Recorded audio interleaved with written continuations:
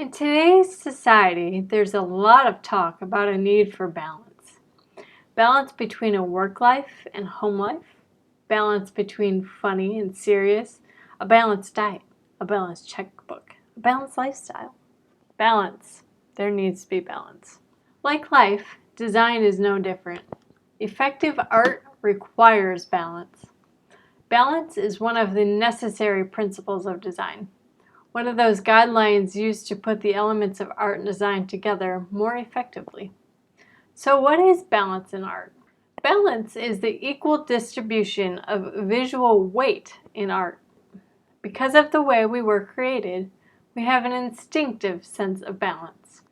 When something is imbalanced, the effect is unsettling at the least, and it makes us very uncomfortable. Don't think that both sides of a piece of art have to be exactly the same to be balanced, though. Even though visual balance is centered on a vertical axis, all balance is not created equal. Next, we'll cover the 4 different types of balance. The first type is what we call radial balance. This is when different elements are arranged around a central point. Balance is achieved when visual weight is distributed equally.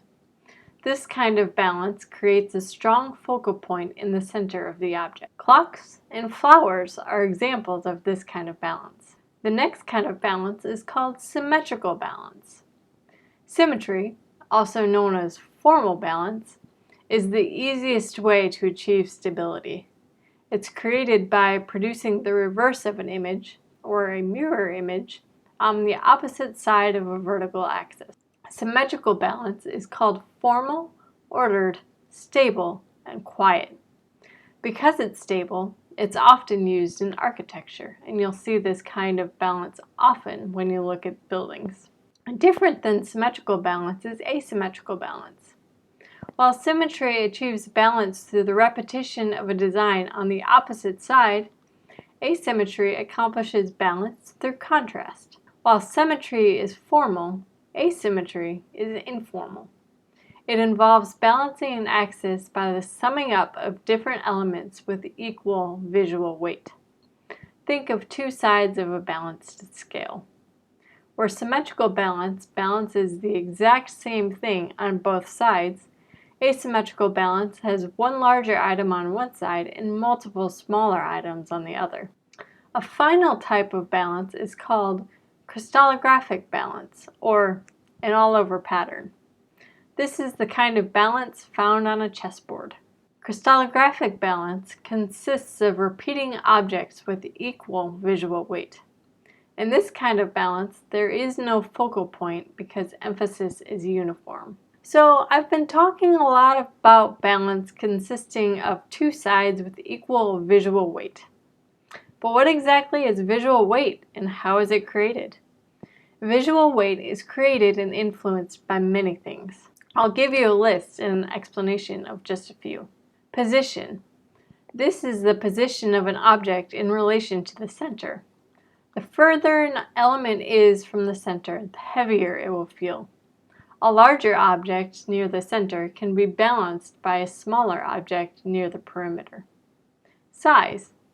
A larger object is heavier than a smaller object. Isolation. An object by itself will draw more attention and thus has greater visual weight.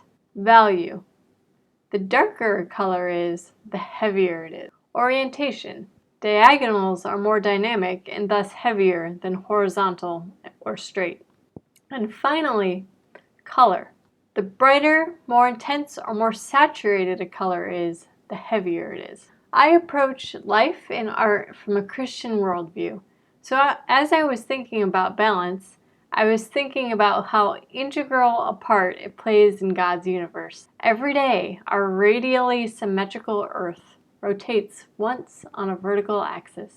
All of society's hype today about needing balance points to the fact that we were made in the image of God.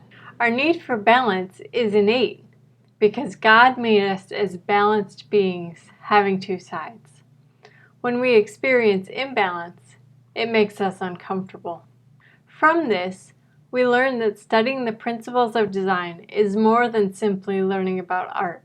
I believe studying the principles of design gives us insight into who God is as the creator, the first designer.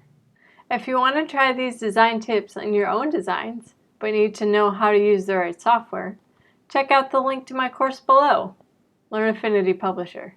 For more tips and tricks, subscribe to my channel.